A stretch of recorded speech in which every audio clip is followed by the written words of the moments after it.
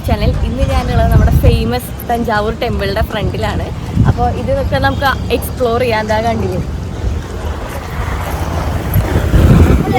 എന്തായാലും അതിൻ്റെ വിശേഷങ്ങളും കാര്യങ്ങളൊക്കെ നമ്മൾ ഉള്ളിൽ പോയിട്ട് കാണാം. അതിനു മുമ്പ് നമ്മുടെ ചാനൽ ആദ്യമായിട്ട് കാണുന്നവരുണ്ടെങ്കിൽ സബ്സ്ക്രൈബ് ചെയ്യാൻ മറക്കരുത് കേട്ടോ.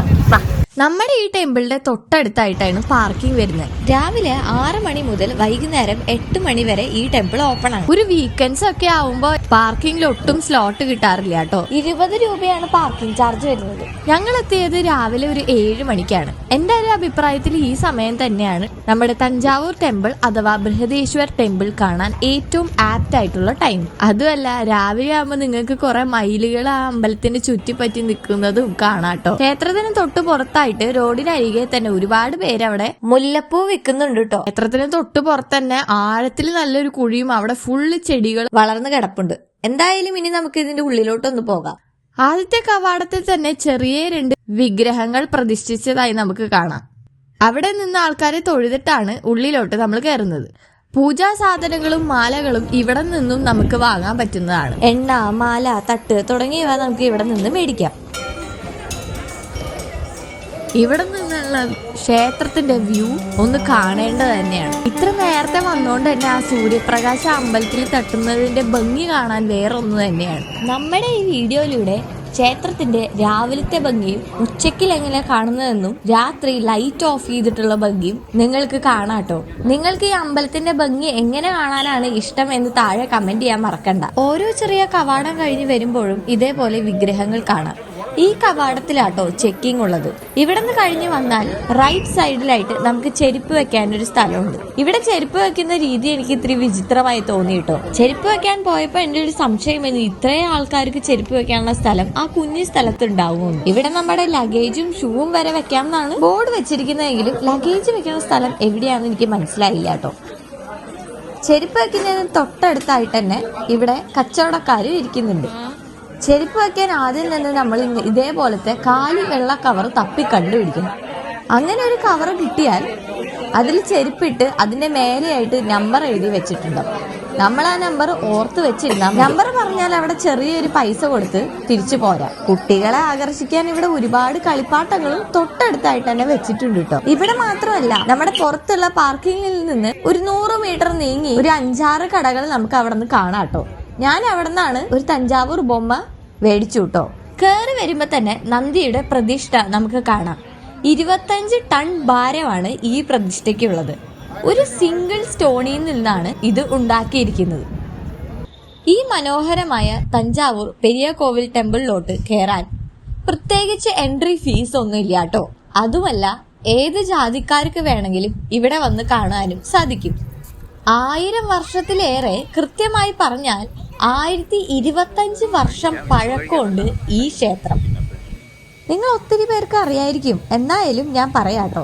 ഈ ടെമ്പിൾ പണിതത് ചോള എംപറർ ആയിട്ടുള്ള രാജരാജ 1 ആയിരുന്നു കേട്ടോ. കയറി വരുമ്പോ തന്നെ ഈ ഭാഗത്ത് ഡ്രിങ്കിങ് വാട്ടർ വെച്ചിട്ടുണ്ട്. അതിനോട് തൊട്ടടുത്തായിട്ട് തന്നെ അമ്പലത്തിലെ പ്രസാദം കൊടുക്കുന്ന സ്ഥലമാണ് കേട്ടോ ഇത്. ഉണ്ണിയപ്പം പോലത്തെ പലവിധ പ്രസാദങ്ങൾ നമുക്ക് ഇവിടുന്ന് വാങ്ങാം. ഈ ടെമ്പിളിന് ചുറ്റി നടന്നപ്പോൾ ശ്രദ്ധിച്ച മറ്റൊരു കാര്യമാണ്, ഇതിന്റെ കല്ലുമേലെല്ലാം തമിഴിലും മറ്റു ഭാഷകളിലുമായിട്ട് രാജാവിനെ കുറിച്ചും ഈ ക്ഷേത്രത്തെ കുറിച്ചുള്ള സ്ക്രിപ്റ്റ്സ് ഇവിടെ എഴുതി വെച്ചിട്ടുണ്ട്. ഇവിടുത്തെ മെയിൻ ഡൈറ്റി നമുക്ക് എല്ലാവർക്കും അറിയാം, ഗോഡ് ശിവയാണ്. കയറി വരുമ്പോ തന്നെ നമ്മൾ വലിയ ഒരു പിരമിഡിക്കൽ വിമാന സ്ട്രക്ചർ ആണ് കാണുന്നത്.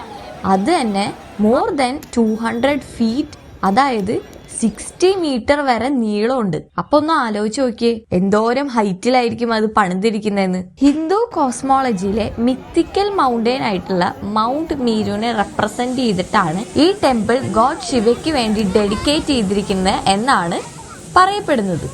ഈ ക്ഷേത്രത്തിന്റെ മറ്റൊരു അട്രാക്ഷൻ എന്ന് പറയുന്നത് നന്ദിയുടെ ഈ ബിഗ് സ്റ്റാച്ചു ആട്ടോ.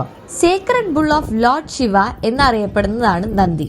ഈ ടെമ്പിളിന്റെ ചുറ്റുമുള്ള മതിൽക്കെട്ടിന്റെ മേലെ നമുക്ക് നന്ദിയുടെ സ്റ്റാച്ചു വെച്ച് അലങ്കരിച്ചതായി നമുക്ക് കാണാം. അതുമല്ല, ഈ ടെമ്പിളിന്റെ ഒട്ടുമിക്ക ഭാഗവും ഗ്രാനൈറ്റ് വെച്ചിട്ടാണ് പണി തീർത്തിരിക്കുന്നത്.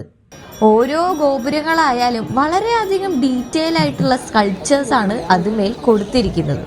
7 വർഷം എടുത്തു എന്നത്രേ ഈ ടെമ്പിളിന്റെ പണി തീരാൻ. അതിന് മെയിൻ കാരണം അതിന്റെ കോംപ്ലിക്കേറ്റഡ് ആയിട്ടുള്ള സ്ട്രക്ചേഴ്സ് തന്നെയാട്ടോ. ഈ ടെമ്പിളിൽ നമ്മൾ പല വിധത്തിലുള്ള സ്ക്രിപ്ചേഴ്സ് കാണും. അതിൽ കുറച്ചാണ് ഡാൻസിങ് ശിവ, നട്ടരാജ എന്ന് അറിയപ്പെടും. വിഷ്ണു, ലക്ഷ്മി, ദുർഗ അങ്ങനെ പല വിധത്തിലുള്ള ഡൈറ്റീസ് ഇതിന്റെ മേൽ കൊത്തി പണിതിട്ടുണ്ട്. 108 ഡാൻസിങ് പോസ്റ്റേഴ്സ് ആണ് ഈ ടെമ്പിൾ വാൾസ് നമുക്ക് കാണാൻ പറ്റുന്നത്. ഇതാണ് ചന്ദേശ്വര ഷ്രൈൻ. ലോർഡ് ശിവയുടെ ഏറ്റവും പ്രിയപ്പെട്ട ഡിവോട്ടിയാണ് ചന്ദേശ്വര. അതുകൊണ്ട് തന്നെ ലോർഡ് ശിവയുടെ കെയർ ടേക്കറിന് വേണ്ടി ഡെഡിക്കേറ്റ് ചെയ്തിരിക്കുന്നതാണ് ഈ ചന്ദേശ്വര ഷ്രൈൻ.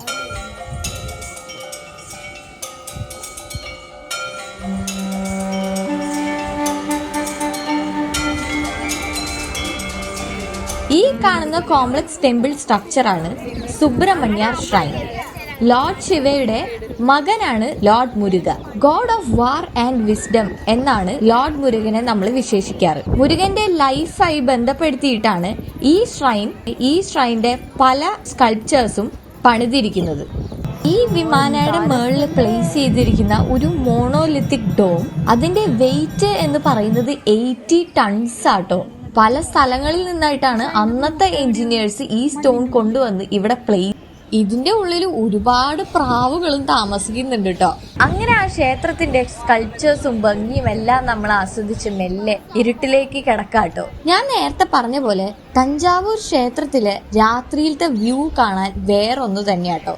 ഒരു 6-6:30 ആകുമ്പോൾ വെളിച്ചം താഴുമ്പോൾ ഇങ്ങനെ ലൈറ്റ് ഇട്ട് കാണുന്നതിന്റെ ഭംഗി വേറൊന്നു തന്നെയാണ്. ആ ചെറിയ ഇളം കാറ്റില് തണുപ്പത്ത് ഈ കൃത്രിമ വെളിച്ചത്തിന്റെ ഭംഗിയിൽ കാണാൻ വേറൊന്നു തന്നെയാണ്. നഗരം ഉറങ്ങുമ്പോഴും തഞ്ചാവൂരിന്റെ ഭംഗി ഈ ക്ഷേത്രം കാത്തു സംരക്ഷിക്കും.